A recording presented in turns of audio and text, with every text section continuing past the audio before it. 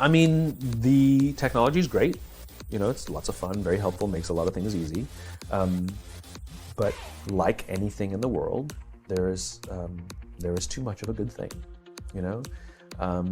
And I think one of the things we don't talk about is what is the balance of technology in our lives. And I would argue that for many of us, it's out of balance. We know that the chemical dopamine is released whenever we get a bing, buzz, flash, or beep from our phone or email, right? So dopamine is the exact same chemical that's released in alcohol, nicotine, and gambling, right? In other words, it can be addictive if left unbalanced. A little alcohol is great. Too much alcohol, not so great. Gambling is fun. Too much gambling, really bad, right? Technology is wonderful. Too much technology can be very destructive and destroy our relationships, like all addictions destroy our relationships, right? And so one of the things we're not considering is what is the right balance. If you wake up in the morning and you check your phone before you say good morning to your spouse, that's a problem, right? If you have phantom beeps, that's a problem. That comes from something, right? If you find yourself incapable of getting through a day without needing to check, that's a problem, right? Now, where it gets really dangerous is with kids, millennials. Some of them aren't kids anymore. Right. So almost all alcoholics on the planet discovered alcohol when they were children. When we're very, very young, the only thing we need is the approval of our parents, right?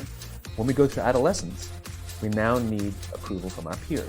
Frustrating for our parents, very important for us because it allows us to acculturate outside of our immediate families into the larger group, right? Very stressful time, and we're supposed to learn in this time of anxiety to rely on our friends, to reach out to our friends for help. That's what we're supposed to learn.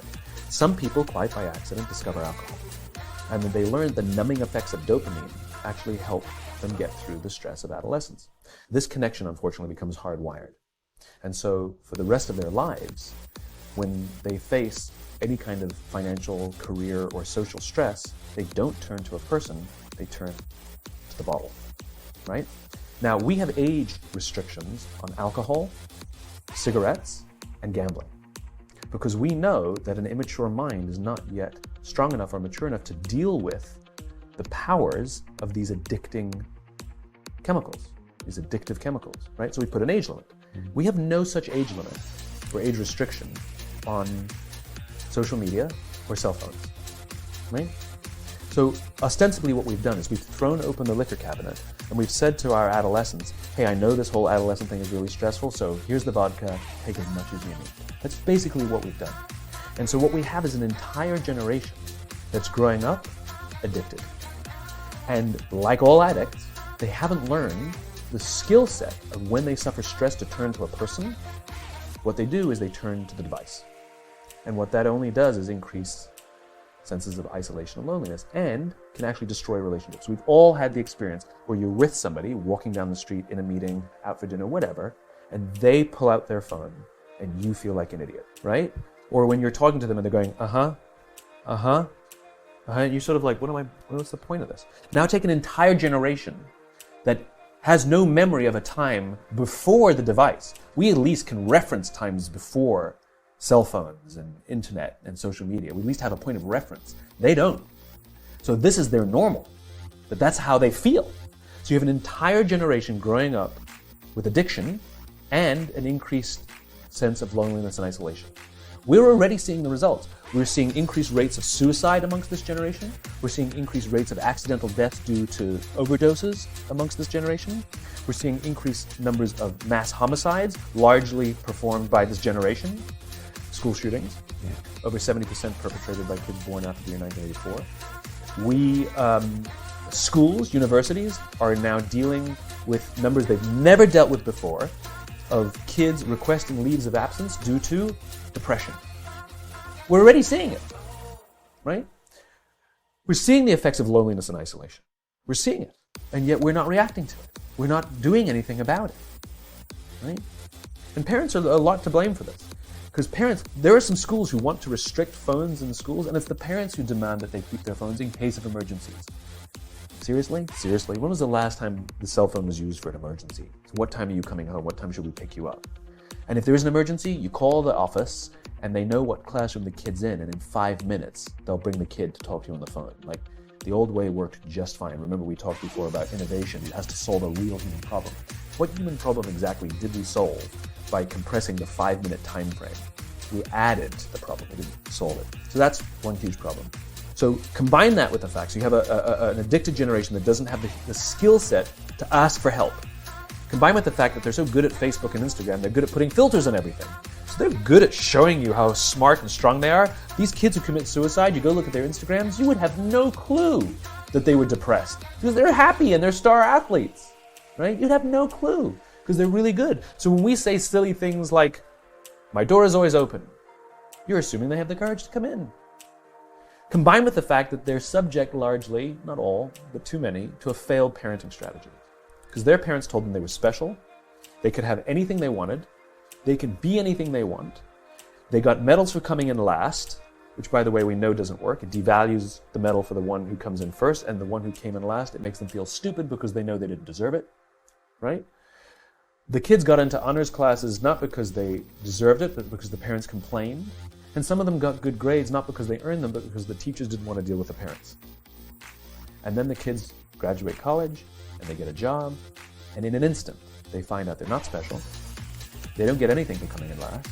Their parents can't get them a promotion, and you can't have whatever you want just because you want it. And in an instant, their entire self-image is shattered. And so you have an entire generation growing up with lower self-confidence than previous generations. So you have lower self-confidence than previous generations, combined with an inability to ask for help with things that you're struggling with, and you turn to social media or device, you keep checking, you count your likes, you count your followers, And if somebody unfriends you, oh my God, it's trauma, right? The way they break up with each other is they just ghost each other, just cut each other out and stop returning texts and returning phone calls, because they don't have the skill set to say, hey, it's not working out. It's not me, it's you, right? There's no closure on it, right? Combined with the fact there's an institutionalized impatience. So they've grown up in a world of instant gratification. You want to buy something, you go on Amazon, it shows up the next day. You want to get in touch with someone, you don't leave a message on their machine and wait 4 hours for them to get the message, you just text them and they get back to you immediately. You want to watch a movie, you just log on and watch it. You don't have to check movie times, right? Everything happens instantly. You want to get a date, swipe right. You don't even have to muster up the courage to go up like, hey, you don't have to. There you go, got a date, right? And so the problem is, they're accused of being entitled. I don't think they're entitled at all. Not at all. I think they're impatient. I keep meeting these fantastic, smart, driven, ambitious, idealistic, fantastic kids who graduated school, they got a job, they want to make an impact in the world, and I go up to them and say, how's it going? And they say, I think I'm going to quit. I'm like, why? They're like, I'm not making an impact. I'm like, you've been here 8 months. And it's as if they see the summit of a mountain. It's as if they're standing at the foot of a mountain, they can see the summit, they can see the thing they want to make an impact. What they don't see is the mountain. This large, immovable object. You can go up fast, you can go up slow, I don't care, but there's still a mountain. What they don't understand is that life, that relationships, and career fulfillment are a journey. There's no app for that. I got nothing. You've got to go through the slow, plodding, annoying, meandering process called career and life. But if they don't get it in 8 months, they go look for it somewhere else. They don't get it, they go look for it. It's impatience. And because they don't have the skill set to ask for help, and because they feel lonely, it compounds and compounds. So then we dump them in office environments that are built on theories from the 80s and 90s that prioritizes a number before a person, and no one really cares about their confidence and their personal growth. They're just numbers on a spreadsheet. And so they enter work cultures that don't help them. And the problem is they're entering the workforce at a deficit. I hear from kids. They tell me that they struggle to form deep, meaningful relationships, and the companies don't care. And so it's destructive to them as individuals, but ultimately it'll hurt the companies because more and more millennials are entering the workforce. I believe, to your point about solution, that now the responsibility on companies is even greater than it's ever been before to take care of its people. Because if the environments in which we're asking our youngest workers to work in isn't built to help them,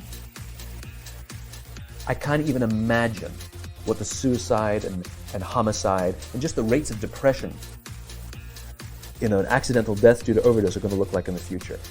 It's going to reach epidemic proportions. It's already, the statistics are already alarming, and yet nobody's sounding any alarm bells.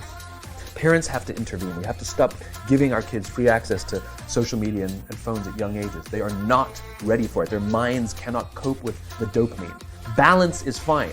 You can give a kid a phone, but they can't use it in their bedroom. They can't have it at the dinner table. They can't take it to school. They can only have it up to a certain hour, and you take it away. They're children. You can take the phone away. We've got to intervene as parents. But as companies, we now have to deal with the influx of kids that are coming into our companies with addiction. Watch, I see it all the time. Walk through any office. You'll see the older employees have their phones on the sides of their computers as they're working.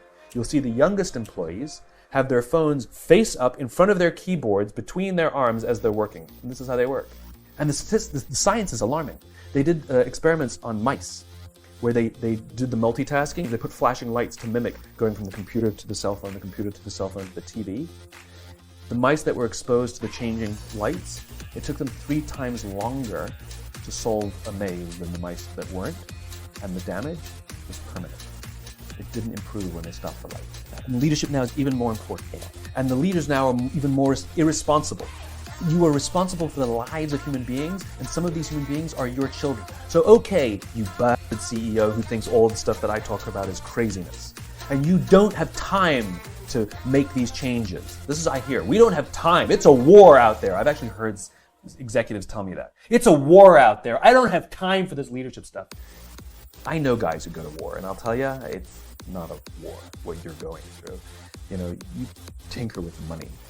It's not a war. You do have time for this. And if it's really that way, then what were you doing when it wasn't a war? It's even more, it's what an indictment that in peaceful times, when times were good, that you weren't focusing on this stuff, right? But my point is a lot of these executives have children of this age working at other companies. And my question is, would you like those other companies? Would you like those other executives to care about the growth of your child, the confidence of your child, the career success of your child? Would you like those other companies to help your kid learn the skill of social interaction, the ability to ask for and receive help? Would you like their jobs to give that to them? Set the example. Do it for other people's children. Every single employee, 100% is someone's daughter. 100%. And if you want someone to take responsibility for the life of your children in their company, then why don't we start taking responsibility for the lives of the children in our